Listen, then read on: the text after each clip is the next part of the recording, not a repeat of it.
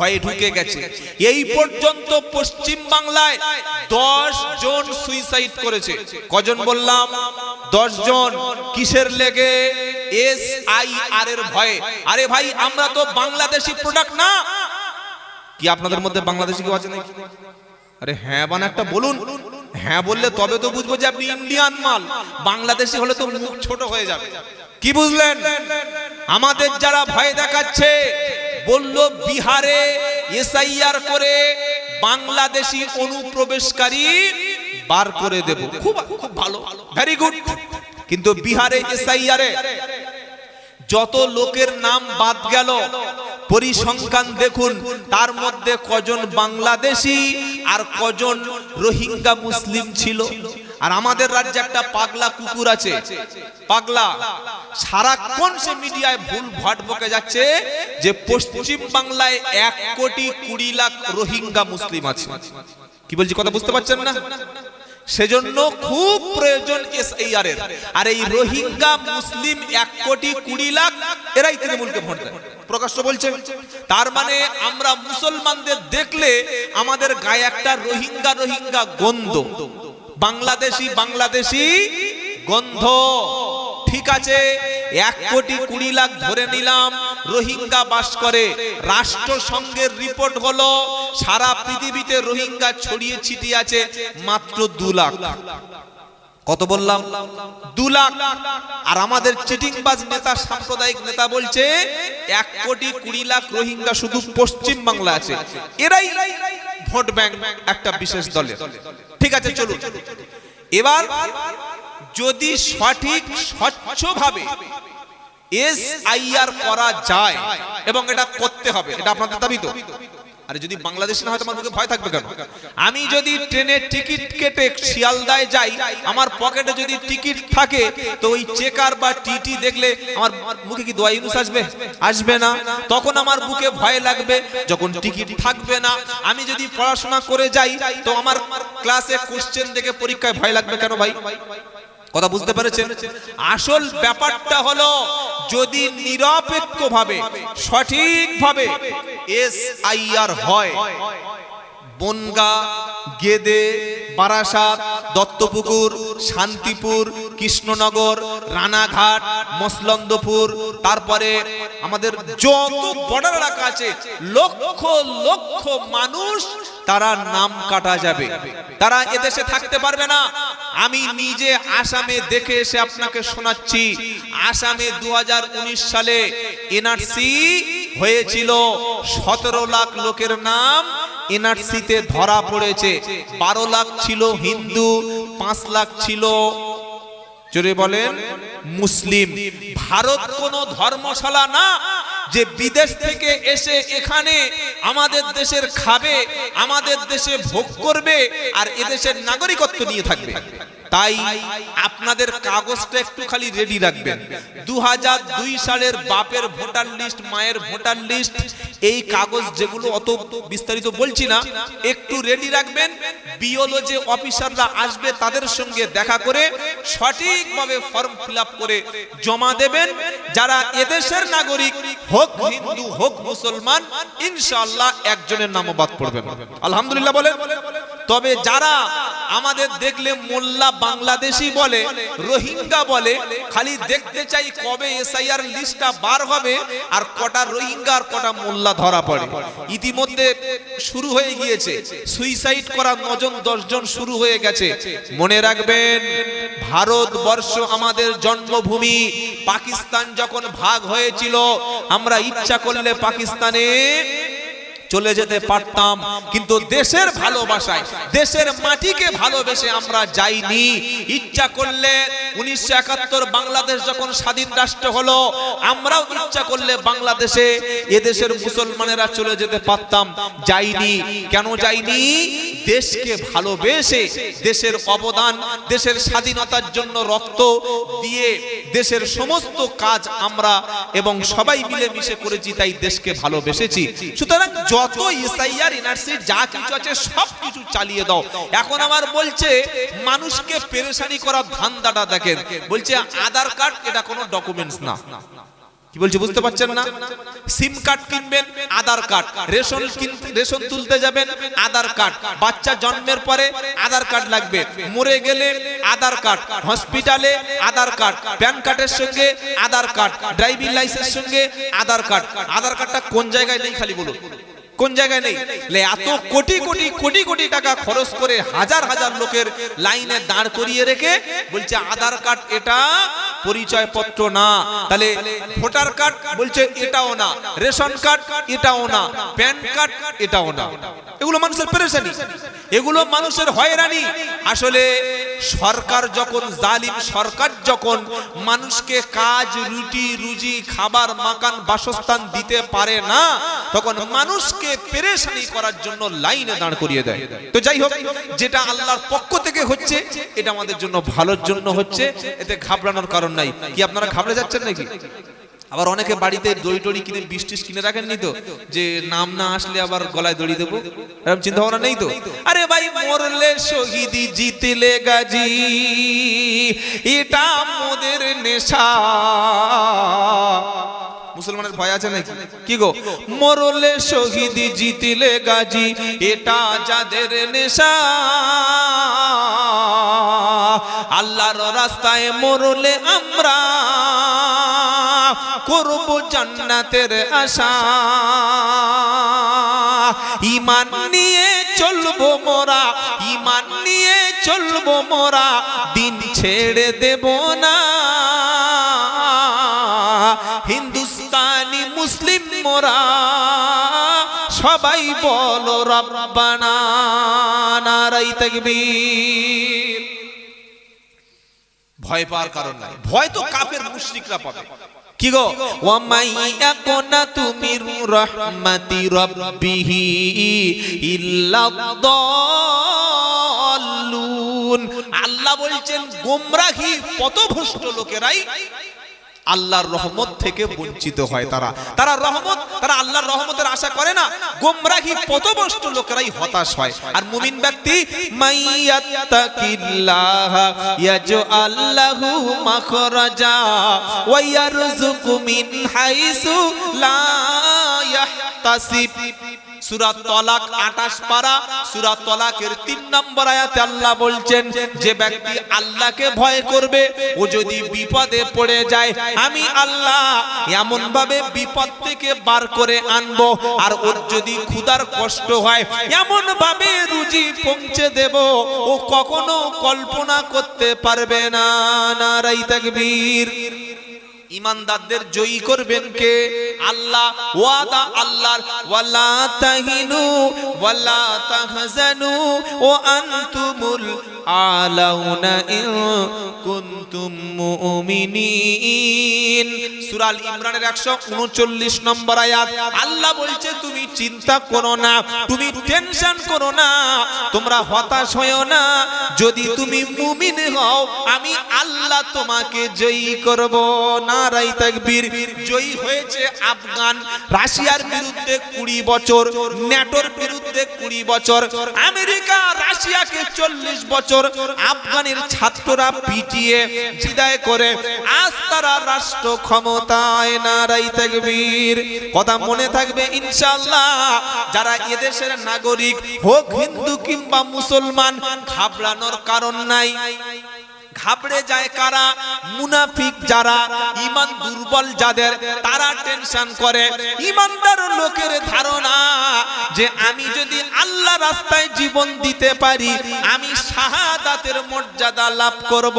ওয়ালা তাকুলু লিমাই ইকতালু ফি সাবিলিল্লাহি আমওয়াত বাল আহয়াউ ওয়ালাকিন লা তাশউরুন।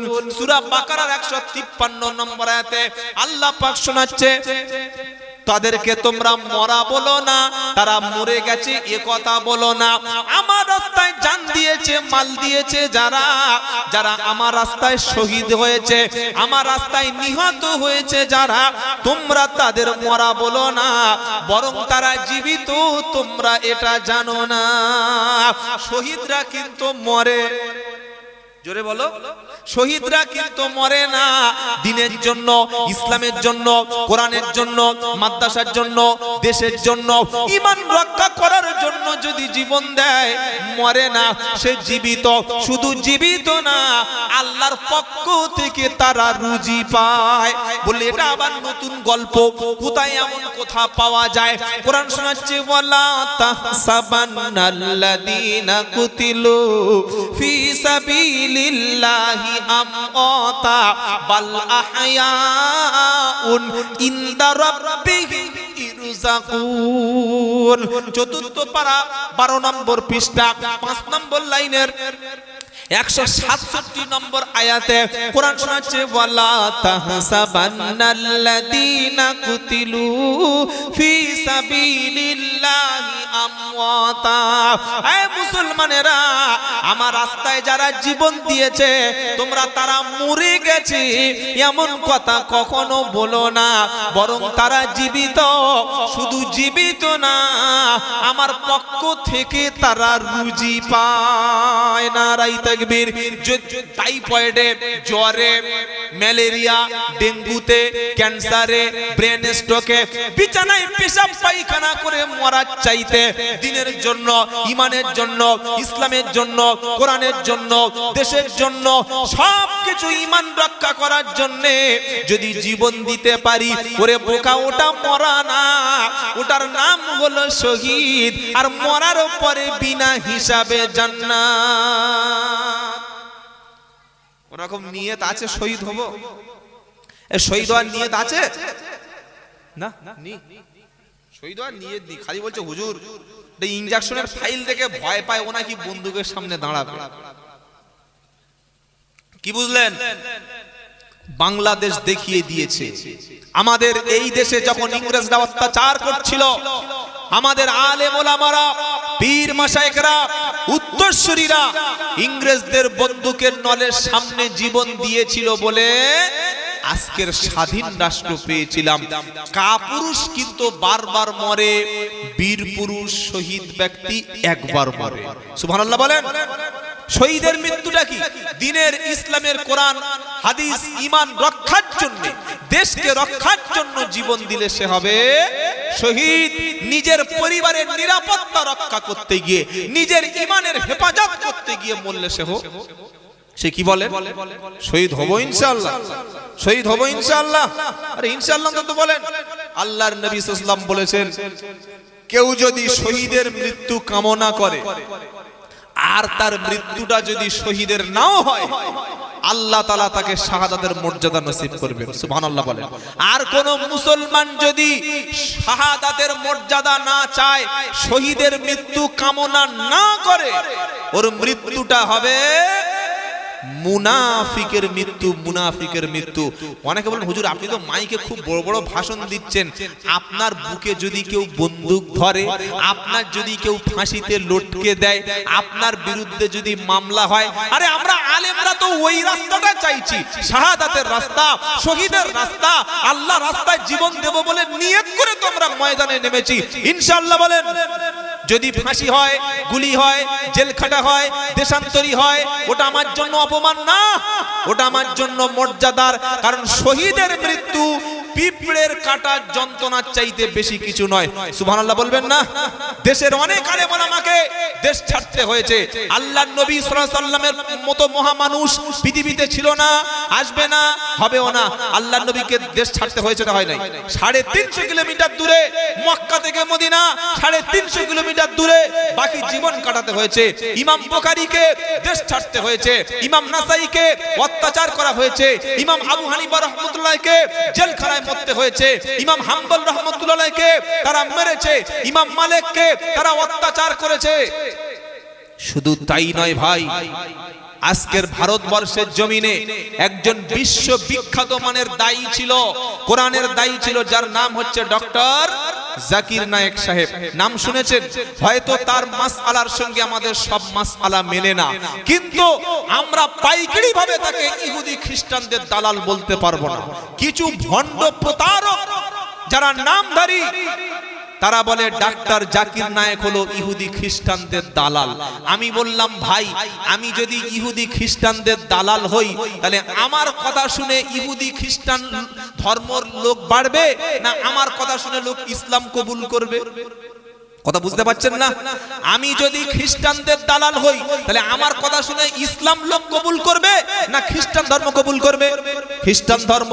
অথচ ডক্টর জাকির নায়েক হয়তো তিনি কোনো প্রাতিষ্ঠানিক শিক্ষা নেননি, তার হয়তো হাফেজ মাওলানা ডিগ্রি নাই, কিন্তু ইসলামের বিরুদ্ধে যারাই কলম ছুটতে চেয়েছে, কোরআনের মধ্যে যারা ভুল প্রমাণ করতে চেয়েছে, 20 বছর সারা পৃথিবীর অসংখ্য রাষ্ট্রে ভ্রমণ করে মানুষের চোখে আঙ্গুল দিয়ে বীরের মতো সাহসিকতার সঙ্গে এবং প্রত্যেকটা রেফারেন্স সহকারে তিনি বিশ্বের জমিনে ইসলাম নির্ভুল, কোরআন নির্ভুল, মানবতার ধর্ম হিসাবে সারাটি জীবন তিনি প্রচার করে গেছেন।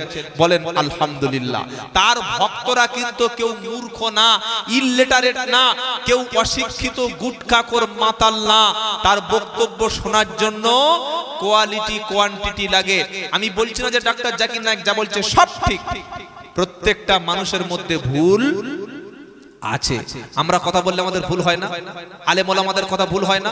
কম বেশি সবার ভুল হয়, কিন্তু একটা মানুষ তাকে কাফের বলে দিয়েছে। বাংলাদেশের কিছু পীর সাহেব আর আমাদের দেশের কিছু ভণ্ড বেদাতি, গুটখাখোর বেদাতি, তারা এক সময় বলতো জাকির নায়েক কাফের। শুনেন আপনারা, বললো কাফের, ও কাফের। কেন কাফের? বললে টাই পরে। টাই পরলে যদি কাফের হয়, তাহলে আপনার ছেলেটা কেজি স্কুলে টাই পরে যাচ্ছে, ওর ঈমান আছে? ডাক্তার জাকির নায়েক প্যান্ট পরে, তাই কাফের। শার্ট পরে, খ্রিস্টানদের পোশাক পরে। বলুন তো ভাই, আমরা যে পাঞ্জাবি পরি, এটা কার পোশাক? বিশ্বনবীর পোশাক। এই পোশাক কিন্তু আবু জাহেল পরতো, এটা জানেন? আবু জাহেল পাঞ্জাবি পরতো, আবু জাহেলও টুপি পরতো, আবু জাহেলও পাগড়ি দিত, তার দাড়ি ছিল। কিন্তু আমরা নবীর সুন্নাত ছাড়বো, ঢালাও ভাবে কাফের বলবো না। যাই হোক, অনেক আলোচনা হলো। আমাদের সেই প্রবীণ আলেমে দ্বীন, অত্যন্ত সম্মানিত আলেমে দ্বীন, অসুস্থ মানুষ জনাব হযরতুল্লাহ মাওলানা আবুল কালাম আজাদ সাহেব, তিনি আসছেন। তিনি অনেক অসুস্থ ছিলেন, আপনারা সবাই জানেন। তারপরেও দিনের জন্য আল্লাহ পাক তাকে ময়দানে আবার নামিয়েছেন। আমি হযরতের জন্য খাস করে দোয়া করি, আল্লাহ তাআলা হযরতকে যেন সুস্থ করে দেন। তিনি যেভাবে কোরআনের কথাগুলো বলেন, আল্লাহ বলার তৌফিক দান করেন। সকলে বলুন আমিন। ওয়া আখিরি দাওয়ানা আনিল হামদুলিল্লাহি রাব্বিল আলামিন। তিনি কথা বলবেন, প্রত্যেকে চলে আসুন। আসসালামু আলাইকুম ওয়া রাহমাতুল্লাহি ওয়া বারাকাতুহু। সাথে আল্লাহ ওয়ালাদের সাথে আল্লাহ পাক আবার বলে দিয়েছে, ইয়া আইয়ুহাল্লাযীনা আমানু লা তাত্তাখিদুল ইয়াহুদা ওয়ান নাসারা আউলিয়া বা'দুহুম আউলিয়া বা'দ ওয়া মান ইয়াতাওয়াল্লাহুম মিনকুম ফাইন্নাহু মিনহুম। আল্লাহু আকবার। ওয়া মান ইয়াতাওয়াল্লাহুম মিনকুম ফাইন্নাহু মিনহুম ফাউলাইকা হুমুদ যালিমুন। 6 নম্বর পারা 16 নম্বর পৃষ্ঠা, প্রথম লাইনের 61 নম্বর আয়াতে আমার আল্লাহ পাক সাফ শুনিয়ে দিয়েছে, ইয়া আইয়ুহাল্লাযীনা আমানু লা তাত্তাখিদুল ইয়াহুদা ওয়ান নাসারা আউলিয়া। সূরা মাইদার 51 নম্বর আয়াতে, ও ঈমানদারেরা, লা তাত্তাখিদু, তোমরা গ্রহণ করো না, তোমরা মনোনীত করো না। কাদেরকে? লা তাত্তাখিদুল ইয়াহুদা ওয়ান নাসারা আউলিয়া, ইহুদি এবং খ্রিস্টান। শুনছেন আপনারা? ইহুদি এবং খ্রিস্টান, এই দুই সম্প্রদায়কে তোমরা যেন বন্ধু রূপে মেনে নিও না, তাদের সঙ্গে যেন তোমরা বন্ধুত্ব স্থাপন করো না। তার কারণ কি? আউলিয়া মিন বা'দ, তারা পরস্পরের বন্ধু। ইহুদি এবং খ্রিস্টান তারা পরস্পরের বন্ধু। ইসরায়েল রাষ্ট্র যেটা আছে, আমেরিকা যেটা আছে, তারা পরস্পর একে অপরের কি জোরে বলেন বন্ধু। আজকের সৌদি আরব, আরব আমিরাত, বাহরাইন, কুয়েত, কাতার, এদের বন্ধু কিন্তু ফিলিস্তিন না, এদের বন্ধু কিন্তু আফগানিস্তান না, এদের বন্ধু কিন্তু মুসলিম রাষ্ট্র না। সৌদি আরব, কুয়েত, কাতার, বাহরাইন, আরব আমিরাত, এদের বন্ধু হলো বর্তমানে ইহুদি আর খ্রিস্টান। ভিডিও আছে, দেখলে চোখ হলুদ হয়ে যাবে। মুসলমান মাথায় এরকম রুমাল ফেলে, উপরে পাগড়ি পরে, পা পর্যন্ত পাঞ্জাবি রেখে সৌদি আরবে ড্যান্সের অনুষ্ঠানে লাফাচ্ছে, আর ইহুদি খ্রিস্টানদের সাথে বুকে বুকে তারা মিলিয়ে নিচ্ছে। কোরআন শোনাচ্ছে, লা তাত্তাখিদুল ইয়াহুদা ওয়ান নাসারা আউলিয়া। ইহুদি এবং খ্রিস্টানদেরকে বন্ধু রূপে তোমরা গ্রহণ করো না, কারণ আউলিয়া মিন বাদ, তারা পরস্পর বন্ধু। ওয়া মাইয়াতাওয়াল্লাহুম মিনকুম ফাইন্নাহু মিনহুম। আল্লাহ পাক শুনিয়ে দিচ্ছে, বান্দা শুনে রাখো, যদি তোমাদের মধ্য থেকে কোনো ব্যক্তি ঈমানদার মুমিনকে ছেড়ে অমন ইহুদি খ্রিস্টানদেরকে বন্ধু রূপে গ্রহণ করে, আমি আল্লাহ শুনিয়ে দিচ্ছি ও ব্যক্তি আল্লাহর কথায়, আল্লাহর কাছে ও একটা জালিম। আল্লাহর কাছে কি বলেন জোরে বলেন? জালিম। তাহলে আমরা বন্ধুত্ব করব কাদের সাথে? ঈমানদারের সাথে ইনশাআল্লাহ। বলেন জোরে বলেন ইনশাআল্লাহ।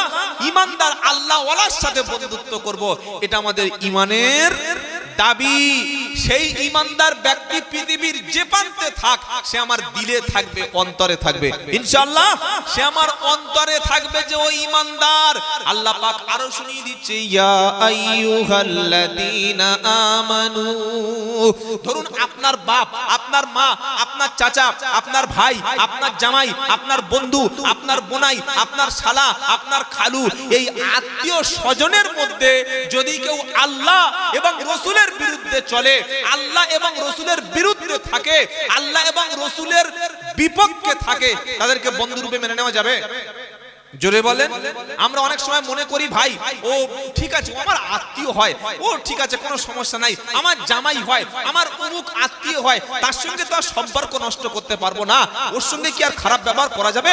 ওর বাড়িতে আমার মেয়েদের আছে, আমার ফুফুতো বোন হয়, আমার খালাতো ভাই হয়, আমার চাচতো অমুক একটা সম্পর্ক হয়, ওর সাথে সম্পর্ক নষ্ট করা যাবে না।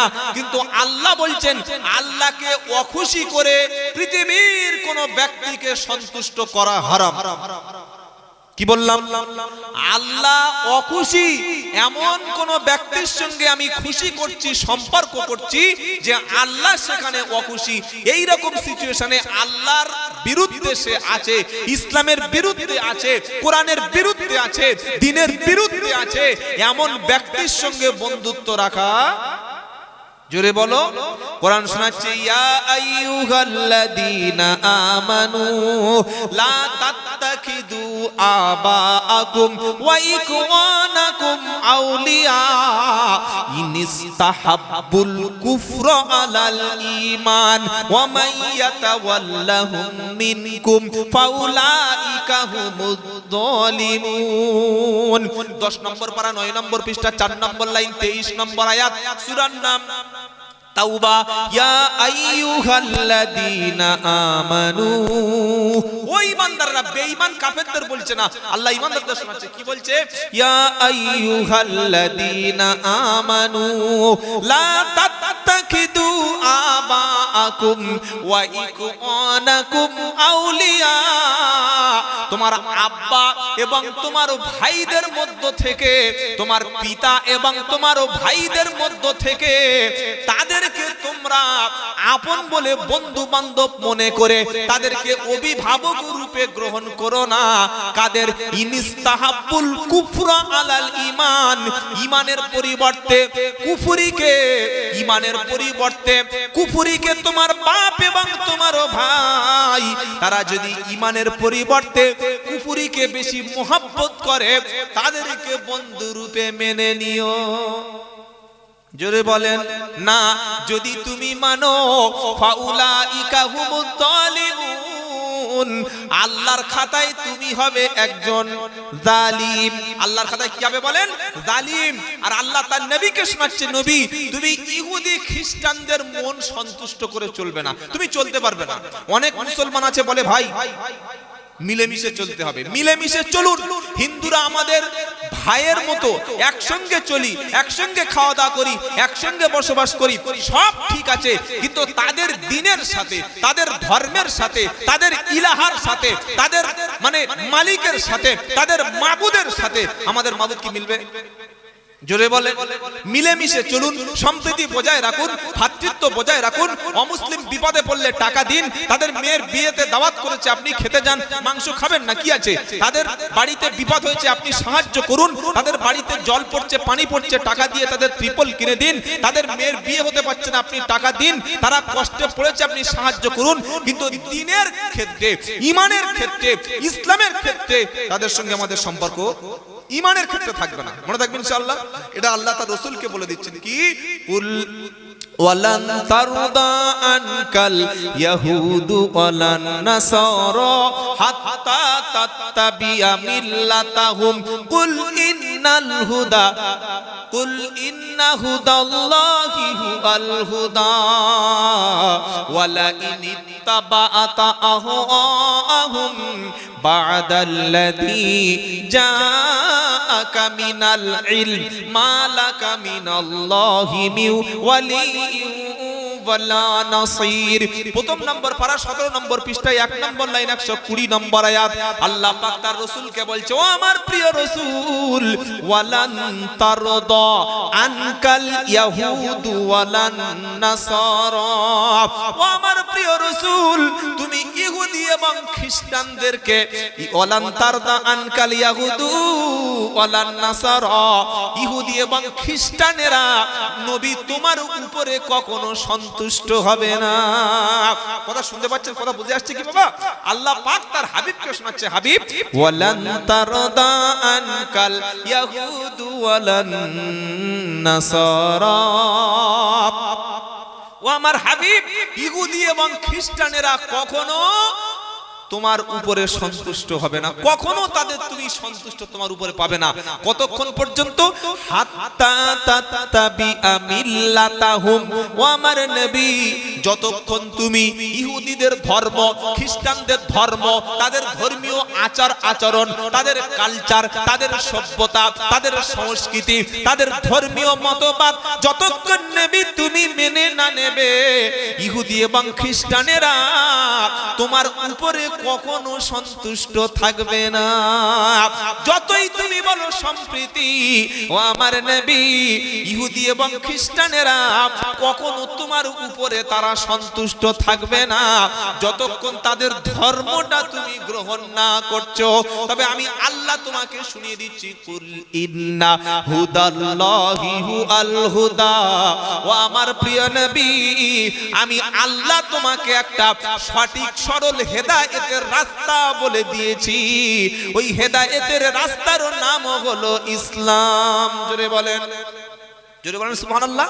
ওয়ালা ইনিত্তাবাতা আহওয়াহুম বাদাল্লাযী জাআকা মিনাল ইলম, ওয়া আমার নবী হেদায়েতের রাস্তা, কোরআনের রাস্তা, দ্বীনের রাস্তা, ইসলামের রাস্তা সবকিছু ক্লিয়ার হয়ে যাওয়ার পরে, এরপরেও যদি তুমি ইহুদি খ্রিস্টানদের কথা মতো চলো, তাদের মতো পোশাক পরো, তাদের মতো খাদ্য খাও, তাদের মতো ব্যবসা করো, তাদের মতো চাকরি করো, তাদের অনুসরণ অনুকরণ করো, ওয়ালা ইনিত্তাবাআতা আহওয়াহুম বা'দাল্লাযী জাআকা মিনাল ইলম, ও আমার নবী আল্লাহর পক্ষ থেকে ইলম এসে যাওয়ার পরে, কোরআন এসে যাওয়ার পরে, হেদায়েত এসে যাওয়ার পরে যদি তুমি তাদের অনুসরণ করো, আল্লাহর পক্ষ থেকে তোমার জন্য কোনো সাহায্যকারী থাকবে না। দাড়ি টুপি পাঞ্জাবি মেসওয়াক বোরকা হিজাব এগুলো মুসলমানের ভালো লাগে না। অমুসলিম খ্রিস্টান ইহুদিদের কালচারটা খুব ভালো লাগে। তাই কবি বলেছে, চাল চলনে মুশরিকি তুমি, ব্যবহারে খ্রিস্টান। চাল চলনে মুশরিকি তুমি, ব্যবহারে খ্রিস্টান। তোমারও দেখে ইহুদিরা তারা করে লজ্জা জ্ঞান। মুসলমানের ছেলেদের নাম দেখুন, এমন নাম মুসলিমের কোনো পরিচয় নাই, এমন চেহারা, সালাম নাই। আরে নামাজ পড়েন না পড়েন, আপনি সালাম দেবেন না? আশ্চর্য ব্যাপার। মুসলমানের ছেলে মেয়ের মধ্যে দিনের কোনো আজকের বুঝ নাই। দিন থেকে, ইসলাম থেকে আমাদের যুব সমাজ দূরে সরে যাচ্ছে। তাই আপনি গার্জিয়ান, অভিভাবক হিসাবে আপনার প্রধানতম দায়িত্ব হচ্ছে আপনার মরণের পরে আপনার বাড়ির মধ্যে ছেলে এবং মেয়ের মধ্যে নামাজ থাকবে কিনা, কোরআন থাকবে কিনা, দিন থাকবে কিনা, ইসলামের চর্চা হবে কিনা, এটা যদি বেঁচে থাকা অবস্থায় করে যেতে না পারেন, মরণের পরে ঠকতে হবে। সেদিন আফসোস করে আর কোনো লাভ হবে না। শুধু তাই নয়, মুসলমান ঘরের মেয়েগুলি এরা যখন হাই স্কুলে পড়ে, প্রাইমারিতে পড়ে, কলেজে যখন পড়ে, তখন মোটামুটি ঠিক থাকে। হাই স্কুল থেকে কলেজে গেল, কলেজ থেকে ইউনিভার্সিটি গেল, তখন আর মুসলমান ছেলের পছন্দ হয় না। আমার কাছে রিপোর্ট আছে, প্রচুর মুসলমান বাড়ির মেয়েরা, বাড়ির কলেজের ছাত্রীরা, হাই স্কুলের ছাত্রীরা, ইউনিভার্সিটির ছাত্রীরা মুসলিম ছেলে, ইসলাম ঘরের ছেলে, নামাজি ঘরের ছেলে, রোজাদার ঘরের ছেলে বাদ দিয়ে ইহুদি, খ্রিস্টান, মুশরিক, কাফের, মুরতাদ, নাস্তিক, বদ্দিন, গায়ের মুসলমান, তাদের সঙ্গে বন্ধুত্ব করছে। কি বলছি কথা বুঝতে পারছেন না? অমুসলিম ছেলের সঙ্গে ফ্রেন্ডশিপ, অমুসলিম ছেলের সঙ্গে দেখা করতে যায়, তাদের বাইকে ঘুরতে যায়, তাদের সঙ্গে সময় কাটায়, কলেজে পার্কে গিয়ে তাদের সঙ্গে গল্প করে। বাপ মা জানে, বাপ মা শুনেছে, চুপচাপ ছেলে মেয়েরা একটু গল্প করছে, কি সমস্যা আছে, কি সমস্যা আছে? কিন্তু পরবর্তীকালে আপনারা নিশ্চয়ই দেখেছেন, 4 থেকে 5 দিন আগে উত্তর প্রদেশের একজন নেতা সে বলে দিচ্ছে, বিশাল একটা ধর্মীয় সভায় ঘৃণা ছড়াচ্ছে, হিংসা ছড়াচ্ছে। কি বলছে? বলছে, ও আমার ভাইয়েরা, তাদের ধর্মের নেতা সে বলছে, যদি তোমরা 10টা মুসলিম ঘরের মেয়েকে বিয়ে করে এনে আমাদের ধর্মে আনতে পারো, তোমাদের মোটা টাকা পুরস্কার দেওয়া হবে, চাকরি দেওয়া হবে। আপনি নিশ্চয়ই পড়েছেন, কি দেওয়া হবে? চাকরি দেওয়া হবে। আর আমরা বাপেরা, ভাইয়েরা, মুসলমানেরা বলছে, আমার মেয়ে তো কলেজে যাচ্ছে, হ্যাঁ, আমার মেয়ে ইউনিভার্সিটি যাচ্ছে, আমার মেয়ে উচ্চ শিক্ষা গ্রহণ করছে। আরে কলেজে যাচ্ছে যাক, ইউনিভার্সিটি যাচ্ছে যাক, হাই স্কুলে যাচ্ছে যাক, তোমার মেয়ে মুশরিক, ইহুদি, গায়ের মুসলিমের সঙ্গে একই বেডরুমে যাচ্ছে, একই হোটেলে রাত কাটাচ্ছে, একই সঙ্গে ঘুরতে যাচ্ছে, একই পার্কে বসে গল্প করছে, তার সঙ্গে ঘন্টার পর ঘন্টা ফোনে কথা বলছে, মেসেঞ্জারে তার সঙ্গে চ্যাটিং হচ্ছে, তার সঙ্গে রাত্রেবেলা ফোনে কথা বলছে। তুমি হুঁশ নাই? তুমি দেখতে পাচ্ছ না? তুমি সচেতন হচ্ছ না? যেদিন তোমার মেয়েটাকে নিয়ে কাফের, মুশরিক, বেঈমান, বদ্দিন, ইহুদি, খ্রিস্টানেরা মুশরিক বানিয়ে যখন হারাম রক্ত তোমার মেয়ের পেটে আসবে, আওলাদ যখন হারাম তৈরি হবে, হারামির বাচ্চা যখন তোমার মেয়ের পেটে আসবে, সেদিন আফসোস করে আর কোনো লাভ হবে না। কথা মনে থাকবে ইনশাআল্লাহ। তাই কোরআন সাফ শুনিয়ে দিচ্ছে, ওয়ালা তানকিহুল মুশরিকাতি হাত্তা ইউমিননা। 2 নম্বর পারা 14 নম্বর পৃষ্ঠা 6 নম্বর লাইন 221 নম্বর আয়াত। আল্লাহ বলছে, ততক্ষণ পর্যন্ত তুমি কোন মুশরিক, গায়ের মুসলিমকে বিয়ে করো না, মহিলাকে, যতক্ষণ সে ঈমান গ্রহণ না করে। ওয়ালা তুনকিহুল মুশরিকিনা হাত্তা ইউমিনু। আর ততক্ষণ পর্যন্ত কোন মুসলিম, গায়ের মুসলিম, মুশরিক ছেলেকে বিয়ে করো না, যতক্ষণ সে ঈমান না আনে। আমি আব্দুল্লাহ জুবায়ের আপনাকে বলছি, যদি আপনার মেয়ে আপনার কথা না শুনে কলেজে, ইউনিভার্সিটিতে পড়তে গিয়ে মুশরিক, মুরতাদ, নাস্তিক, গায়ের মুসলিমের সঙ্গে প্রেমালাপ করে, ঝামেলায় জড়িয়ে পড়ে, হয় আপনি পড়াশোনা বন্ধ করে ওই শিক্ষা প্রতিষ্ঠানে ভর্তি করুন, যেখানে শুধু girls college, girls high school, girls institute, girls মানে শিক্ষক দিয়ে পড়াশোনা হয়, সেই জায়গা ভর্তি করুন। আর যদি দেখতে পান আপনার মেয়ে মুশরিকদের সঙ্গে, নাস্তিক, বেঈমানদের সাথে, গায়ের মুসলিমের সঙ্গে সঙ্গে চলে যাচ্ছে, তাহলে আপনি ফিরিয়ে আনুন। আনবো ইনশাআল্লাহ, আনবো ইনশাআল্লাহ। আর মুসলমানরা এখন সবাই চিন্তিত কি হবে, ইসাইয়ার হবে। আহা, যাবে না। যারা মাতাল অবস্থায়, নেশা অবস্থায় জীবনটা কাটিয়ে দিয়েছে, বাপ মার অবাধ্য সন্তান, স্বামীর অবাধ্য স্ত্রী, এই তিনজন জান্নাতে যাবে না। যারা মাতাল, সারা জীবন মাতলামি করে গেছে। আর 2 নম্বর বাপ মার অবাধ্য সন্তান, 3 নম্বর স্বামীর অবাধ্য স্ত্রী, যারা জান্নাতে তাদের যাওয়া হচ্ছে না। এরকম সময় যদি মালাকুল মউত চলে আসে, বান্দা বলছে ক্বালা ইন্নী তুবতুল আনা, আল্লাহ এখন তওবা করছি, আস্তাগফিরুল্লাহ আস্তাগফিরুল্লাহ, কলেমা পড়ছি। 8 জন 10 জন মৌলবি মিলে এই রকম সুদখোর মাতাল লোকের পাশে কলেমা পড়ালো, মুখ থেকে কলেমা উচ্চারণ আর হচ্ছে না। সকলে বলছে আরে বাপটা মরে গেল, কি কষ্ট হচ্ছে। ফেরেশতা বলছে চিল্লাস না, চুপ কর, যতই কাঁদিস না কেন, এখন চাপ দিয়ে কলেমা বলানো হবে না। বললে হুজুর কলেমা আর তওবা কাদের মুখ থেকে বার হবে? দিনের মধ্যে যারা মসজিদে গেছে, যাব মসজিদে ইনশাআল্লাহ, ইনশাআল্লাহ বলেন, আওয়াজ নাই সব বলেন না ইনশাআল্লাহ। 5 বারের মধ্যে 2 বার অন্তত হাজিরা দেব।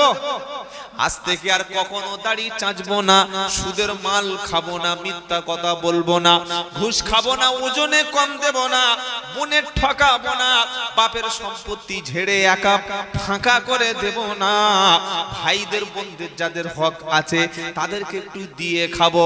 তা না হলে মরণের সময় মালাকুল মউত যখন চলে আসবে, যতই বড় আস্তাগফিরুল্লাহ, যতই বড় লা ইলাহা ইল্লাল্লাহ, ওরে কলেমা নসিব ওই সময় আর হবে না। কারণ কলেমা নসিব হবে তাদের ঈমান নিয়ে মরবে যারা। আর ঈমানদারের মরণের সময় আল্লাহ সালামুন আলাইকুম উদখুলুল জান্নাতা বিমা কুনতুম তামালুন। সূরা নাহাল 14 নম্বর পারা 10 নম্বর লাইন 32 নম্বর আয়াত। আল্লাহ পাক শোনাচ্ছে যাদের ঈমান আছে, যারা পবিত্র, যাদের পাক। নামাজিরা পাক না নাপাক? তাড়াতাড়ি বলেন। নামাজিরা কি ভাই? নামাজিরা পাক, গোসল করে, ওযু করে, মিসওয়াক করে, পেশাব করে, পানি নেয়, সুদ খায় না, জিনা করে না, ব্যভিচার করে না, চুরি করে না, 2 নম্বরই করে না, চিটিংবাজি করে না। এরা ঈমানদার, কোনোদিন নাপাক থাকতে পারে না। কোরআন শোনাচ্ছে আল্লাযীনা তাতাওয়াফাহুমুল মালাইকাতু তাইয়্যিবিন, যাদের মরণটা হয় পবিত্র অবস্থায়। কি অবস্থায় বলেন? পবিত্র অবস্থায়। নাপাক অবস্থায় মরণ হলে ওর মুখে কলেমা আসবে না, ওর কলেমাতে কাজ হবে না, ও তওবা পড়ালে তওবা কবুল হবে না। কিন্তু ঈমানদার মুমিন ব্যক্তির কাছে, যার পবিত্র অবস্থায় রূহটা বার হবে, মালাকুল মউত এসে ঈমানদার মুমিন ব্যক্তির কাছে সর্বপ্রথম সালাম দেবে। জোরে বলো সুবহানাল্লাহ।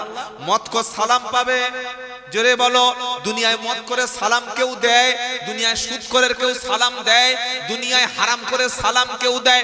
কিন্তু আপনি নামাজ পড়েন, ঈমান আছে, পবিত্র অবস্থায় যদি এরকম কোন মুসলমান রাস্তা থেকে যায়, ছোট থেকে বড়, বাচ্চা থেকে ধেড়ো, সকলে কমপক্ষে সামনে দেখা হলে আসসালামু আলাইকুম, এটা অন্তত ঈমানদার মুমিনদেরকে বলে কি বলে না? বাবাজিরা, আল্লাহওয়ালা ভাইরা, কোরআন শুনিয়ে দিচ্ছে ঈমানদার মুমিন ব্যক্তি মরণের সময় ফেরেশতা এসে সালাম দেবে, সালামুন আলাইকুম উদখুলুল জান্নাতা বিমা কুনতুম তা'মালুন। ওরে বান্দা, দুনিয়াতে তুমি যে ভালো আমল করেছিলে, ঈমান ছিল, নামাজ ছিল, আমি আল্লাহ, আল্লাহর পক্ষ থেকে ফেরেশতা এসে তোমাকে সালাম জানাচ্ছি, আল্লাহর পক্ষ থেকে শান্তি বর্ষণ হোক। আর তুমি যে আমল করেছিলে, এই আমলের কারণে তুমি চলো আল্লাহর জান্নাতে। জোরে বলুন না সুবহানাল্লাহ। শুধু সালাম দেবে না, ইমানদার ব্যক্তির রূহটা যখন বার হতে যাবে ওই সময় আল্লাহর ফেরেশতা ইমানদার ব্যক্তিকে জান্নাতের সুসংবাদ শোনাবে। নারায়ে তাকবীর। বললে হুজুর ইমানদারের জান্নাতের সুসংবাদ শোনাবে কে বলেছে বলো? কোরআন শোনাচ্ছে ইন্নাল্লাযীনা ক্বালু রাব্বুনাল্লাহু সুম্মা ইসতাকামু তাতানাজ্জালু আলাইহিমুল মালাইকা আল্লা তাখাফু ওয়ালা তাহজানু আবশিরু বিল জান্নাতিল্লাতী কুনতুম তুআদুন নাহনু আউলিয়াউকুম ফিল হায়াতিদ দুনিয়া ওয়া ফিল আখিরাহ। সূরা হামিম সাজদা 24 নম্বর পারা 19 নম্বর পৃষ্ঠা 3 নম্বর লাইনে 30 নম্বর আয়াত। আল্লাহ পাক শোনাচ্ছে ইন্নাল্লাযীনা ক্বালু রাব্বুনাল্লাহ, যারা বলে আল্লাহ আমাদের রব। আমাদের রব কে? আমাদের রব কে? আল্লাহ আমার রব, ওই রবি আমার সব। আল্লাহ আমার রব, ওই রবি আমার সব। যারা বলে ইন্নাল্লাযীনা ক্বালু রাব্বুনাল্লাহ, যারা বলে আল্লাহ আমাদের রব, আমরা বলি না কথা মনে হচ্ছে বুঝতে পারছেন কার সামনে বক্তব্য করছি। একবার লোডশেডিং, একবার এই ঝামেলা কথা। আমাদের রবকে বলেন, এটা বলতে এত সময় লাগে? আমি যে বক্তব্যটা করছি এটা যদি আপনাদের বোঝাতে না পারি তোমার টাকা দিয়ে তো বেকার, আর আমার বক্তব্য করে বেকার। খালি বাবারা ভাই না, কোনো লাভ নাই। এখন জলসা মানে সুদ দিতে হবে। জলসা মানে কি? বেতাল সুদ। যে মালের গলা নাই ও বক্তা না। বড় শাইখুল হাদিস, বড় কিতাবি আলেম, বিশাল বড় পণ্ডিত, কণ্ঠ নাই, ভালো হাসাতে পারে না, গজল গাইতে পারে না, ওর দাওয়াত নাই। দাওয়াত আছে? জোরে বলেন। মাদ্রাসায় পড়েনি, মক্তবে পড়েনি, কোরআন সহি না, হাদিস জানে না, বক্তব্যের মধ্যে কোরআন নাই, দ্বীনের আলোচনা নাই, ইসলাহার কোনো বক্তব্য নাই, মুসলিম সমাজকে কিভাবে ভালো পথে আনবে, মানুষকে ঐক্যের বার্তা দেবে, এসব চিন্তা ভাবনা নাই। উঠেই প্রথমে সুদ ধরলো একটা কানে হাত দিয়ে, বাঘের ঘটনা, সাপের ঘটনা, বোতল ফাটানোর ঘটনা, কোথায় একটা কেরামতি, কোথায় একটা পেপারের ঘটনা। ওই বলতে বলতে 10টা বেজে গেছে, বক্তা নিয়ে এসো। এইছিস তুই দুনিয়ায়, তোর নার্সিং হোম চিকিৎসা কেউ নাই, মানুষ তোকে ধরে ধরে দুধ খাওয়াবে না। তুই মুখটা নিয়ে তোর মায়ের পিছনের পায়ের নিচে দেখবি 4টে দুধের স্টক আছে। অটোমেটিক দুধটা মুখে ভরে গেল। এই জ্ঞানটা যে দিয়েছেন যিনি, রব হলেন তিনি। নারায়ে তাকবীর। মানুষের বাচ্চার সাঁতার শিখতে 6 থেকে 7 বছর সময় লাগে, কিন্তু যখন হাঁসের বাচ্চা হবে কে ধরে ওকে সাঁতার শেখাবে? আল্লাহ বলছে, হাঁসের বাচ্চা আমি তোর বিবেক দিয়েছি, বুদ্ধি দিয়েছি, একটু পরে তুই পানিতে নেমে পড়বি। পিছনের পাটা হাঁসের জুড়ে দিয়েছি, মুরগির পা হাঁসের পা আলাদা, মুরগির একটা থেকে আরেকটা পা পর্যন্ত মাঝখানে চামড়াটা কাটা আছে, কিন্তু হাঁসের পায়ের মাঝখানে আল্লাহ চামড়া দিয়ে ভালো একটা কভার পরিয়ে দিয়েছে। ও যখন পানিতে নামবে, পা যখন পিছনে সরাবে, সাঁতার অটোমেটিক শিখিয়ে দেবে। হাঁসের বাচ্চাকে পৃথিবীর কোনো মানুষ সাঁতার শেখায় না। হাঁসের বাচ্চাকে সাঁতার শিখিয়ে পানির মধ্যে ছেড়ে দিলে হাঁস সাঁতার কেটে দিব্যি ভেসে আছে। এটা শিখিয়েছেন যিনি, রব হলেন।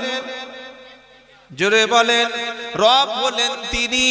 তাই কোরআন শোনাচ্ছে রব কাকে বলে? রব্বুনাল্লাযী আতা কুল্লা শাইইন খালাকাহু সুম্মা হাদা। রব হলেন তিনি, মানুষ সৃষ্টি করেছেন যিনি, সৃষ্টি করার পরে মানুষের প্রয়োজন মিটিয়ে বসিয়েছেন যিনি, রব হলেন তিনি। মানুষের দেখতে সুন্দর তখন হবে যখন মাথায় তার চুল থাকবে। আমার আল্লাহ বলছে মাথায় আমি চুল দিলাম, কিন্তু গোটা দেহে আমি চুল দেব না। আচ্ছা, চিল্লা চিল্লি ছাড়া এটা বলা যায় না? এই বাবা, খুব ভিজে যদি হয় ওটা আরেকটা পেতে দিন পিছনে। আর আমি আপনার একটা পরামর্শ দিচ্ছি, একটু শুনে রাখুন। আপনারা অনেক খরচ করেছেন জলসায়, দেখতে পাচ্ছি প্রচুর খরচ হয়ে গেছে। এই জলসায় লোক না বসার বেশ কয়েকটা কারণ আছে, বলবো। 1 নম্বর কারণ হলো, আমি সে প্রথমেই বলেছি, ওটা আর বলে সময় নষ্ট করবো না, একে 10-15 মিনিট সময় আউট হয়ে গেছে। জলসায় না লোক আসার প্রধান কারণ হচ্ছে যে ব্যাপক হারে একটা দোকান লাগিয়ে মেলা করে দেওয়া। এটা বন্ধ সাপ পড়েছে, আমার লুঙ্গি যদি ওই জায়গায় ঠেকে যায়, ঘরে গেলে বোর কাছে গাল খেতে হবে, দরকার নাই বাবা, ও দাঁড়িয়ে থাকে। এজন্য করে জলসার মজলিস এত খরচ করেছেন, খালি 100, 200, 300 একটু চেয়ার হয়তো আর 1000, 2-3 টাকা বেশি যাবে, একটু চেয়ার ব্যবস্থা করে দেবেন, দেখবেন মানুষের বসতে পারবে। কথা মনে থাকবে ইনশাআল্লাহ, একটু ব্যবস্থা করবে। আচ্ছা, একটু চুপ করুন, তাকবীর দিন দেখি, নারায়ে তাকবীর। এত ডিস্টার্ব করলে আজকে আর জলসা হবে না, কালকে হবে। আরে বাবা, আওয়াজ করবেন না, আওয়াজ করবেন না বাবাজিরা। আল্লাহ ভাই, রব কাকে বলে? কে রব? আল্লাহকে কেন আমরা আলহামদুলিল্লাহি রাব্বিল আলামিন বলি?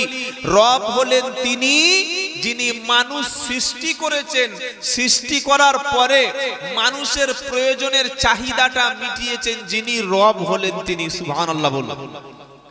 আল্লাহ বলছেন ওয়াফি আনফুসিকুম আফালা তুবসিরুন। কিছু বলবি বাবা? বস ঝুলছে কানে। কোরআন শোনাচ্ছে ওয়াফি আনফুসিকুম আফালা তুবসিরুন। ও বান্দা, তুমি তোমার নিজের দিকে তাকাও, আমি আল্লাহকে চিনতে পেরে যাবে। সুবহানাল্লাহ বলে। অনেক নাস্তিক মুরতাদ বলে যে আল্লাহ দেখা যায় না, বিশ্বাস করবো না কেন রে ভাই? আল্লাহ আছে, সত্যি যদি থাকে দেখা পাই না কেন? আমি বললাম ভাই, তোর পিঠের পিঠ ব্যাক সাইড পিঠটা কেমন তুই আয়না ছাড়া দেখেছিস? বলে না, শুধু একটা আয়না লাগবে না, পিছনের পাছাটা দেখতে 2টো আয়না লাগবে। কটা লাগবে? 2টো আয়না। আপনার ফেসটা, মুখমণ্ডল কেমন দেখতে আয়না ছাড়া দেখা যাবে? যে নিজের শরীরটা আয়না ছাড়া দেখতে পায় না, ওনা কি আল্লাহ দেখবে? কি বুঝলেন? আল্লাহ বলছে তোমার মধ্যে আমি আছি, তুমি দেখো, বুঝতে পারবে। তোমার শরীরে চুল দেব, মাথায় চুল দেব, ভ্রুতে চুল দেব, গোঁফে চুল দেব, দাড়িতে চুল দেব, আরো কয়েক জায়গায় দেব। তবে এই চুলগুলো সব সময় বাড়বে, আর গোটা শরীরটা, হাতে, বুকে, পিঠে, পাছায়, পায়ে, এমন জায়গায় পশম দেব, ছোট ছোট চুল দেব। ইমাল কিন্তু কোনোদিন বাড়বে না। মাথার চুলটা যেমন বাড়ে, মুখের দাড়িটা যেমন বাড়ে, গোটা গায়ে যদি বড় বড় চুল দিত, খাওয়া পড়া ঘুম বাদ দিয়ে তখন সেলুনের দোকানে, জোরে বলো, শুয়ে থাকতে হতো। বললে সেলুন ভাই, জামাটা খুলেছি, পিঠটা চেঁচে দে, পেটটা ভালো করে ফিনিশ করে দে, পায়ের পাছাটা ভালো করে ক্লিয়ার করে দে। আমার আল্লাহ বলছে সৃষ্টিকর্তা আমি, তোমার দেখতে সুন্দর লাগবে। মাথায় আমি চুল দিলাম, গোঁফে চুল দিলাম, দাড়িতে দিলাম। নারী আর পুরুষ চিনবেন কি করে? দাড়ি আর গোঁফ আছে যার, পুরুষ হলো সে। আর এটাকে ক্লিন শেভ করে গিয়েছে যে, সে নারী না পুরুষ? জোরে বলুন, নারী না পুরুষ? ছোট্ট একটা বাচ্চা আছে, 4 বছর বয়স, রাত্রে বেলা দুধ খাবে, মায়ের কাছে কাঁদছে। একদিকে মা, একদিকে বাপ। যখন বাপের বুকে হাত দিয়েছে, মায়ের বাপের মুখটা পুরো প্লেন সমান। আবার মায়ের মুখে যখন হাত দিয়েছে, সেও দেখছে স্লিপ মারছে, ভাবছে দুধটা কোথায় পাবো। ও যখন হাতটা দিয়েছে, বাবা বলছে হাত দিচ্ছে, হাত ধরা, দেখতে পাচ্ছেন তোর বাপ। এটা হচ্ছে লজ্জা আমাদের জন্য। পুরুষের পুরুষত্ব এটা বজায় থাকবে দাড়ি এবং গোঁফে। তাই এত বড় 7 হাত না হোক, রবীন্দ্রনাথ ঠাকুরের মতো 1.5 ফুট দাড়ি না হোক, আলেম ইমাম সাহেবের মতো এত বড় না হোক, মিনিমাম এক মুষ্টি দাড়ি রাখা ওয়াজিব, এক মুষ্টি দাড়ি রাখা ওয়াজিব। রাখবো ইনশাআল্লাহ, ইনশাআল্লাহ বলেন। মরে গেলে তো আর টুপি কবরে যাবে না, পাঞ্জাবি যাবে না, লুঙ্গি যাবে না, তাসবি যাবে না, কিচ্ছু যাবে না। বিশ্ব নবীর সুন্নাত এবং নবীর হুকুম ওয়াফুল্লুহা, তোমরা দাড়িটাকে ছেড়ে দাও, দাড়ি লম্বা করো। আমার আল্লাহওয়ালা ভাইরা, আমি আজকে রাতে যদি আমার মৃত্যু হয়, আমি দাড়ি নিয়ে যেন কবরে যেতে পারি। আল্লাহ তৌফিক দেন, সকলে বলুন আল্লাহুম্মা আমিন। আবার কিছু কিছু লোক দাড়ি রাখে আর গোঁফও রাখে। কি বলছি কথা বুঝতে পারছেন না? দাড়ি আছে, গোঁফও আছে, গোঁফের সাইজ একদম এখান থেকে এই পর্যন্ত এসে পড়েছে। ও হাসছে না, কাঁদছে, মালছে না, আর উপায় নাই। এটা সুন্নাতের খেলাফ। ইসলাম কি বলছে? মুশরিক, তাদের বিরোধিতা করো। মুশরিক চিনবেন কিভাবে? তাদের গোঁফ থাকবে, দাড়ি থাকবে না। মুসলমান চিনবো কিভাবে? গোঁফ ছোট হবে, দাড়িটা বড় হবে। মনে থাকবে, 30 বছর মসজিদ কমিটির সেক্রেটারি জুমার দিন দাড়ি সেভ করছে, 40 বছর মসজিদের মুতাআল্লি এখনো মাথায় টুপি দিয়ে পথ চলতে পারে না, 10 বছর জলসায় দিচ্ছে। হ্যালো ভাই, তুমি কি বলছো? আমি ক্যাশিয়ার, বিশাল বড় ক্যাশিয়ার, বুকে ব্যাস পরিয়ে মাল পাশে বসে আছে। ক্যাশিয়ার তো দাড়িটা বলছে দাড়ি রাখি রমজান মাসে, আবার ঈদের পরে বউ বললে কেটে দি। দেখেছো কি মাল? রমজান মাসে রাখে আর ঈদের পরে বউ বললে কেটে দেয়। তওবা করুন, আজ থেকে আমরা দাড়িটা ছেড়ে দেব, দাড়ি রাখবো ইনশাআল্লাহ বলেন। তাহলে রব কাকে বলে? যিনি সৃষ্টি করে মানুষের প্রয়োজন মেটায়, তিনি কি? রব। তো যারা আল্লাহকে রব বলে মেনে নিয়েছে, কোরআন শোনাচ্ছে ইন্নাল্লাযীনা ক্বালু রাব্বুনাল্লাহ, যারা আল্লাহকে রব বলে মেনেছে, সুম্মাস্তাকামু তাতানাজ্জালু আলাইহিমুল মালাইকা, আল্লাহকে যারা রব বলে মেনেছে আর মরণ পর্যন্ত আল্লাহকে রব বলে স্বীকার করে নিয়ে এই কথার উপরে যারা ইস্তিকামাত থেকেছে, আল্লাহকে রব বলে যারা মানবে, ওরা ছেলের বিয়ে দেওয়ার সময় মেয়ের বাপের গলায় বাঁশ চাপাবে। জোরে বলো। আল্লাহকে যারা রব বলে মানবে, ওরা ছেলের বিয়ে দেওয়ার সময় 2 লাখ টাকার ফোন দাবি করবে। করবে, জোরে বলো। আল্লাহকে রব বলে যারা মানবে, ওরা একটা জমি 4 বার কি নকল দলিল তুলে বেচে খাবে। আল্লাহকে যারা রব বলে মারবে, বাপের জমিটা বাপ মারা যাওয়ার পরে বোনের অংশ কখনো তারা ফাঁকি দেবে। আল্লাহকে রব বলে যারা মানবে, বন্ধনের অফিসারের কাছে বিবির হাসি মুখে চেহারাকে তারা কখনো পাঠিয়ে দেবে। আল্লাহকে যারা রব বলে মেনেছে, ওরা নামাজ ছাড়বে না, কোরআন ছাড়বে না, ইসলাম ছাড়বে না, দ্বীনের উপরে থাকবে। আর কোরআন শোনাচ্ছে এই ব্যক্তি সম্পর্কে আল্লাহ বলছেন, আল ইন্নাল্লাযীনা ক্বালু রাব্বুনাল্লাহু সুম্মাস্তাকামু তাতানাজ্জালু আলাইহিমুল মালাইকা, নিশ্চয়ই যারা আল্লাহকে রব বলে মেনেছে আর এই কথার উপরে যারা জমেছিল, আমি আল্লাহ তাদের শোনাচ্ছি, তাতানাজ্জালু আলাইহিমুল মালাইকা, ওদের মরণের সময় আমার পক্ষ থেকে আল্লাহকে রব বলে মেনে নেওয়া ব্যক্তির কাছে ফেরেশতা নাজিল হবে। জোরে হবে না? কে নাজিল হবে আমাদের কাছে? জোরে বলো। ফেরেশতা। ফেরেশতা আমাদের মরণের সময় এসে বলবে, আল্লাহ লা তাখাফু ওয়ালা তাহজানু, হে ঈমানদার, ভয় পেও না, চিন্তা করো না। ওয়া উবশিরু বিল জান্নাতিল্লাতী কুনতুম তুআদুন, আল্লাহ তোমাদের যে জান্নাতের ওয়াদা করেছিল, তোমরা ঈমান এনেছো আর আল্লাহর পথে অবিচল ছিলে, দ্বীনের পথে ইসলামের উপরে তুমি অবিচল ছিলে, তাই আমি ফেরেশতা শুনিয়ে দিচ্ছি, তোমাদের জান্নাতের সুসংবাদ শুনিয়ে দিলাম। সুবহানাল্লাহ। এখন বলবেন না, মাসখানেক পরে বলবেন। জোরে বলেন। যদি ঈমানের উপরে, ইসলামের উপরে চলতে পারি, আমাদের মরণের সময় ফেরেশতা এসে কি বলবে? ভয় পেও না, চিন্তা করো না। তুমি ভাবছো কবরে কি হবে, হাসরে কি হবে, মিজানে কি হবে, পুলসিরাতে কি হবে, এসব নিয়ে তুমি কখনো ভয় পেও না। আর তুমি মরণের পরে তোমার ছেলে, তোমার মেয়ে, তোমার ব্যবসা বাণিজ্য, তোমার আত্মীয় স্বজনের কি হবে, এটা নিয়ে মানুষ মরণের সময় চিন্তা করে। আহারে আমার মেয়েটার কে দেখবে, মেয়েটা বড় হয়ে গেছে, বিয়ে দিতে পারলাম না, ছেলেটার চাকরি নাই, ব্যবসা নাই, বাণিজ্য নাই, ভালো দোকান একটা কিনতে পারলাম না, আমার মরণের পরে আমার সন্তানদের কি হবে। কোরআন শোনাচ্ছে এটা নিয়ে চিন্তা করে অনেকে। ফেরেশতা বলবে তাতানাজ্জালু আলাইহিমুল মালাইকা, হে বান্দা তুমি ভয় পেও না, তুমি চিন্তা করো না, তুমি যে দিকে যাচ্ছ ওই জান্নাতের দিকে, আল্লাহর জান্নাতের দিকে চলো, মরণের পরে ভয় নাই। আর তোমার মরণের পরে তোমার ফ্যামিলির যারা আছে তাদের কোনো চিন্তা নাই। নারায়ে তাকবীর। বললে হুজুর কেন ভয় নাই? ফেরেশতারা এবার ঈমানদার মুমিনদের বলবে নাহনু আউলিয়া উকুম ফিল হায়াতিদ দুনিয়া ও ফিল আখিরাহ। হে বান্দারা ভয় করো না, আমরা দুনিয়াতে তোমাদের বন্ধু ছিলাম আর আখিরাতে কবরে তোমাদের বন্ধু থাকব। যেদিন হাসরের ময়দান থেকে তুমি উঠবে, হাসরের ময়দান থেকে পুলসিরাত পার করাবো, জাহান্নামের পুলসিরাতটা পার করে সব জায়গায় তোমার সাথী হব। যতক্ষণ তুমি জান্নাতি না হবে আমরা ফেরেশতারা তোমাদের সাথী হব।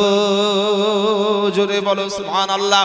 যদি ফেরেশতাদের সাথী করতে চাই তাহলে নামাজি ঈমানদারের সঙ্গে সাথী হব ইনশাআল্লাহ। বলেন, কারণ কোরআন শোনাচ্ছে ইয়া আইয়ুহাল্লাযীনা আমানুত্তাকুল্লাহা ওয়া কুনু মা'আস সাদিকিন। সূরা তাওবা 11 নম্বর পারা 5 নম্বর পৃষ্ঠা 5 নম্বর লাইন 119 নম্বর আয়াত। ইয়া আইয়ুহাল্লাযীনা আমানুত্তাকুল্লাহা ওয়া কুনু মা'আস সাদিকিন। এই ঈমানদারেরা আল্লাহকে ভয় করো আর সৎ ব্যক্তিদের সাথে থাকো, নেককার ব্যক্তিদের সাথে থাকো।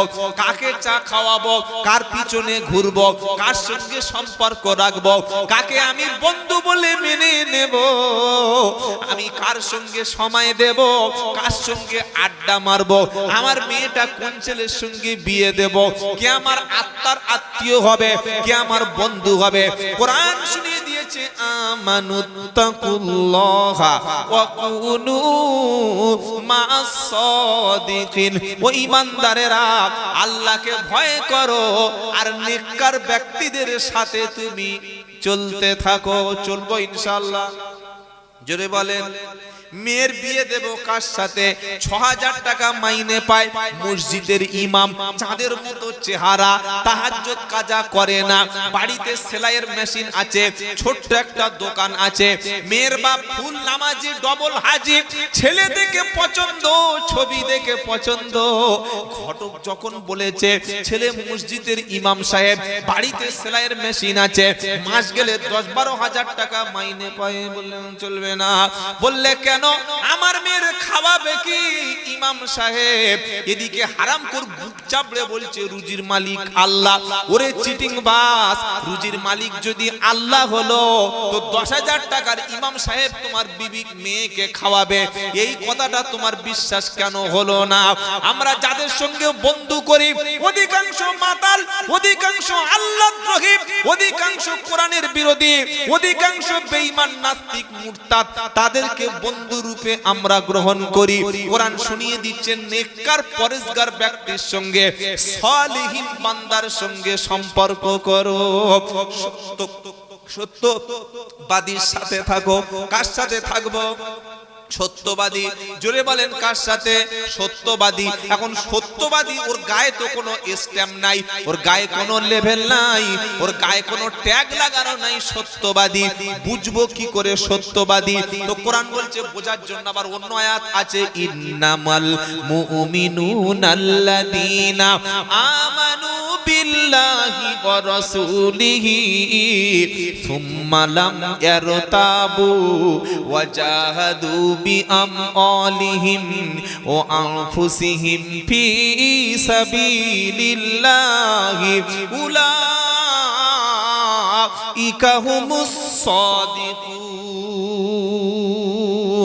26 নম্বর পারা সূরা আহকাবের 16 নম্বর আয়াত আল্লাহ পাক শোনাচ্ছে ইন্নামাল মুমিনুনাল্লাযীনা আমানু বিল্লাহি ওয়া রাসূলিহি, নিশ্চয়ই আল্লাহর ঈমানদার ব্যক্তি হলো তারা যারা আল্লাহর উপরে ঈমান এনেছে এবং রাসূলের উপর ঈমান এনেছে। সুম্মা লাম ইয়ারতাবু, আর ঈমান আনার ব্যাপারে তারা কোন রকমের সন্দেহ পোষণ করে না। ঈমান আনার পরে কোনো সন্দেহ পোষণ করে না। তারপরে কি ওয়াজাহাদু বিআমওয়ালিহিম ওয়া আনফুসিহিম ফি সাবিলিল্লাহ, আর আল্লাহ রাস্তায় জান এবং মাল এ দুটো দিয়ে সংগ্রাম করে যারা। প্রথমে ঈমান আনে আল্লাহর উপরে, তারপরে রাসূলের উপরে। ঈমান আনার পরে ঈমানের ব্যাপারে কোনো সন্দেহ থাকে না। আর 3 নম্বর হলো জান এবং মাল এ দুটি আল্লাহ রাস্তায় দিয়ে সংগ্রাম করে যারা। কোরআন শোনাচ্ছে উলাইকা হুমুস সাদিকুন, ওরাই হলো সত্যবাদী। নারায়ে তাকবীর। ছেলের বিয়ে দিয়েছে, মেয়ের বিয়ে দিয়েছে কাঁচা বেনামাজির সাথে, কিসের আশা করতে পারে? এখন আগে বেনামাজি ছিল, এখন মাল খায়, মদখোর। মেয়ের মারছে, ইমাম সাহেবের কাছে রাতে এসে বলছে হুজুর ঠিক করে দাও। কি ঠিক করবে? বললে মেয়েটার জন্য একটা তাবিজ দাও। বলুন তো ভাই, কোন মাতালকে মাতলামি ছাড়ানোর জন্য তাবিজে কাজ হবে বলে মনে হচ্ছে? ও তাবিজটা দেওয়ার দরকার ছিল বাচ্চা বয়সে, যেদিন ছোট ছিল সেদিন কোরআন ওকে পড়ানোর দরকার ছিল, কোরআন বোঝানোর দরকার ছিল, কোরআনের মক্তবে পাঠানোর দরকার ছিল। তাহলে তো আর মালখোর হতো না, তাহলে তো আর বেনামাজি হতো না, তাহলে তো আর বদ্দিন হতো না। সেদিন ওকে কোরআন থেকে, মক্তব থেকে, দিন থেকে, ইসলাম থেকে দূরে সরে রাখা হলো। এখন মদখোর রাত্রেবেলা মাল খেয়ে এসে মেয়ের উপরে রাত্রে অত্যাচার করে। মেয়ে ফোন করে বলছে ও আব্বা আমার মেরে দেবে, বলছে নিয়ে যাও না। বললে মা তুই রাত্রেবেলা পালিয়ে চলে আয়। থানায় আসার সময় একটা কমপ্লেন করে আয়। কমপ্লেন করে বাড়ি চলে আসলো। এবার ছুটে এসছে হুজুর তাবিজ দেবে। তাবিজ কানে কানে, হুজুর তাবিজ হবে? কিসের তাবিজ? বলছে মালখোরের তাবিজ, আমার মেয়েটা যেন সংসার করতে পারে সেই তাবিজ দাও। কোন ইমাম সাহেব যদি মালখোরের তাবিজ দিয়ে মদখোর ছাড়ানো যেত, তাহলে আমরা ইমামরা, আলেমরা আগে মসজিদ আর মাদ্রাসা কমিটির সেক্রেটারিকে তাবিজ করে বশ করিয়ে নিতাম। কারণ সবচাইতে কম বেতন ইমাম সাহেবরা পায়। কি বলছি কথা বুঝতে পারছেন না? সবচাইতে কম পয়সা, কম বেতন ইমামদের দেওয়া হয়। তাবিজে যদি কারোর বশ করে নেওয়া যেত, আগে মসজিদ কমিটির সেক্রেটারি আর ক্যাশিয়ার দুটো মালকে বশ করিয়ে নিয়ে ৮,০০০-এর মাইনেটা ১০,০০০, ৬,০০০ টাকা দেয় বলে মনে হয়। ৮,০০০ দেয় নাকি? বক্তার ২০,০০০ টাকা দেবে। ২ ঘন্টার ঠকবাজ গলাবাজ মালকে ৩০,০০০ টাকা দেবেন। আবার ৪০,০০০-এর বক্তা আছে, ৫০,০০০-এর বক্তা আছে, ৬০,০০০-এর বক্তা আছে, ৮০,০০০-এর বক্তা আছে। নাম বলবো? বলতে পারি কিন্তু বলবো না, এই মিডিয়ারা আবার কথা হাইলাইট করে ফেলে দেবে। ৫০, ৬০,০০০, ৭০,০০০ টাকার বক্তা পশ্চিম বাংলায় আছে। ২০,০০০ টাকা দিয়ে গুনে দিচ্ছে। আগে টাকা পুরো ফোন পে করে দিতে হবে, পরে বক্তা জলসা করবে। এরা নাকি নায়েবে রসুল, এরা নাকি আওলাদে রসুল, এরা নাকি দিনের প্রচারক। কারা? পুরো টাকাটা ফোন পে পাঠিয়ে দাও, পরে গিয়ে তোমাকে সার্ভিস দেব। কি সার্ভিস দেব? দিনের প্রচার করব। কিন্তু ইমামের টাকা মাস শেষ হয়ে গেলে ৪ দিন ৫ দিন কোনো খবর নাই। আমি আব্দুল্লাহ জুবায়ের বলছি, ৩০, ৪০, ৫০,০০০ টাকার বক্তা এনে, ২৮,০০০ টাকার বক্তা এনে, ৬০,০০০ টাকার পীর সাহেব এনে, ৭০,০০০ টাকার আওলাদে রসুল এনে সমাজের পরিবর্তন হবে না। কেন হবে না? কারণ ওই পীর সাহেব, ওই বক্তা সাহেব, ওই আলেম সাহেব 30, 40, 50, 60,000, 80,000 টাকা যারা টাকা ছাড়া আসছে না, phone pay payment, UPI payment না করলে আপনার দাওয়াতকে রিজেক্ট করছে। ওর উদ্দেশ্য হচ্ছে মাল কামানো। কিছু ঠিক বলছি তো? উদ্দেশ্য কি বলেন? জোরে বলেন। বলে যে আপনি নেবেন না, নেব, যেটা দেবেন সেটা নেব। কথা মনে থাকবে ইনশাআল্লাহ। ওর উদ্দেশ্য তো মাল কামানো। মাথায় টুপি হবে, মুখে দাড়ি হবে, পাঞ্জাবি হবে, নামের আগে আওলাদ লেখা থাকবে, নামের আগে আন্তর্জাতিক মুফাসসির লেখা থাকবে। কিন্তু এগুলো সমাজের আই ওয়াশ, সমাজকে ধোঁকা দেওয়ার ধান্দা। কবি বলছেন এ হাল তেরা জাল হ্যায়, मकसद तेरा माल है कि आजब तेरा चाल है, लाखों को अंधा कर दिया। কথা বুঝে এসেছে বাবাজি? ये हाल तेरा चाल है, मकसद तेरा माल है। টাকা বেশি দিলে তখন 2000 টাকা দোয়াটা 20 মিনিট, আর 50 টাকা আল্লাহুম্মা আমিন শেষ হয়ে গেল। 3000 টাকা দিলে দোয়া আরো লম্বা হবে। যত মুরিদ ভক্ত যার যত বেশি নজরানা দেবে, তার মাথায় হাত আর মুসাফাটা তার বাড়বে। কিন্তু হাক্কানি পীরেরা, হাক্কানি ওলিরা যারা আমাদের দেশে দ্বীন প্রচারের জন্য এসেছিল, টাকা, অর্থ, সম্পদ, সম্মান, ডিগ্রি, মাল এগুলোর পিছনে তারা ছুটতেন না। তাদের উদ্দেশ্য ছিল আল্লাহর জমিনে দ্বীন প্রচারের জন্য আমরা জীবন দিয়ে দেব। দিয়েছেন, সম্মান আল্লাহ তাদের দিয়েছেন। আব্দুল কাদের জিলানী রহমাতুল্লাহ আলাইহি, খাজা মঈনুদ্দিন চিশতি রহমাতুল্লাহ আলাইহি, নিজামুদ্দিন আউলিয়া রহমাতুল্লাহ আলাইহি, আশরাফ আলী থানভী রহমাতুল্লাহ আলাইহি, বুশরাত আল্লামা রুহুল আমিন রহমাতুল্লাহ আলাইহি, মুজাদ্দিদ জামান আবু বকর সিদ্দিক রহমাতুল্লাহ আলাইহি, সুফি ফতেহ আলী ওয়াইসি হুজুর রহমাতুল্লাহ আলাইহি। কি ভাই ঠিক বলছি না ভুল বলছি? টাকার পিছনে ছড়ে নাই। এখন এমনও বক্তা আছে টাকা ফোন পে করে তুলে নিয়ে আর ফোন তুলছে না। একই চিটিং বাস। আমি দিনাজপুরে গেলাম, 400 কিলোমিটার রাস্তা আমার বাড়ি থেকে, প্রায় 12 ঘন্টা রাস্তা। গিয়ে বললে হুজুর এই বক্তাটার ফোন নাম্বার আছে, আপনি এর চেনেন? এখন আমি তার সঙ্গে সম্পর্ক আছে সেই বক্তার সাথে, আমি বলতে পারছি না যে চিনি না। ভাই চিনি, কিন্তু অনেকদিন হলো আর মানে ঘুরিয়ে যেতে হচ্ছে, খুব একটা যোগাযোগ নাই। কেন? বললে 30,000 টাকা নিয়ে মালটা আমাদের জলসায় আসে নাই, খুঁজি পেলে ওকে হাদিয়া দেব। কথা বুঝতে পারছেন? তাহলে এই যে সমাজে আইওয়াশ করছে, বললে কেরাম বক্তা, বললে বিশাল বড় বক্তা। কত বড়? 8 ফুট 10 ফুট হবে নাকি? বললে না, সাইজ ঠিক আছে কিন্তু মালটার ভালো চাহিদা আছে। না ভাই, কবি বলে দিয়েছে এ হাল তেরা জাল হ্যায়, मकसद तेरा माल है कि आजब तेरा चाल है, लाखों को अंधा कर दिया। এই যে জামা, টুপি, দাড়ি, পাঞ্জাবি, জুব্বা, বিশাল মূর্তি ধারণ করে এসেছে তাকবীর দিতে দিতে, এগুলো হচ্ছে জাল, এগুলো মানুষের আই ওয়াশ করা। আসল উদ্দেশ্য কি? মাল কামানো। তাই ইমামের বেতন বাড়িয়ে দিন, যোগ্য ইমাম মসজিদে রাখুন, যোগ্য মুয়াজ্জিন সাহেব মসজিদে রাখুন। একটা ইমাম দিয়ে যদি আপনার মহল্লার সব বাচ্চাদের, সব ছেলেদের, সব মেয়েদের কোরআন শিক্ষা একজনের দ্বারায় যদি অসম্ভব হয়, প্রয়োজনে আরেকটা ইমাম, আরেকটা আলেম মসজিদে রাখুন। মাসে 20,000 টাকা মসজিদে ইমামের পিছনে খরচ করলে দুটো আলেম পাওয়া যাবে। দুটো আলেম পাওয়া গেলে সমাজের বাচ্চারা কোরআন শিখবে, বয়স্করা কোরআন শিখবে, বাড়ির ছোট মেয়েরা কোরআন শিখবে, সিনিয়র সিটিজেন কোরআন শিখবে, ইয়ং সোসাইটি কোরআন শিখবে, নামাজ শিখবে, দিন শিখবে, ইসলাম শিখবে। সবাই যখন কোরআন শিখবে, সবাই যখন নামাজ পড়তে পারবে, সবাই যখন ইসলামের বেসিক নলেজটা জেনে যাবে, তখন আব্দুল্লাহ জুবায়েরকে আর একটা বক্তাকে টাকা দিয়ে আর চিৎকার করানোর দরকার হবে না। তাই আমরা খুব চালাক, বললাম ভাই জলসাটা কায়েম রাখবেন বাবা, কিয়ামত পর্যন্ত কায়েম রাখবেন, তা না হলে আমি খাবো কি করে, আমি তো আর ওই রাস্তায় কাজ করতে পারবো না। কি বুঝলেন? আল্লাহ আমাদের হক কথাটা মেনে নেওয়ার তৌফিক দান করেন, সকলে বলুন আল্লাহুম্মা আমিন।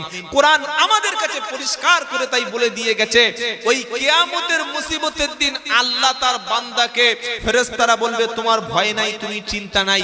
কেন ভয় নাই? তুমি দ্বীনের উপরে, ঈমানের উপরে, ইসলামের উপরে মজবুত ছিলে, অটল ছিলে। জোরে বলুন সুবহানাল্লাহ। তাহলে আমরা বন্ধুত্ব করব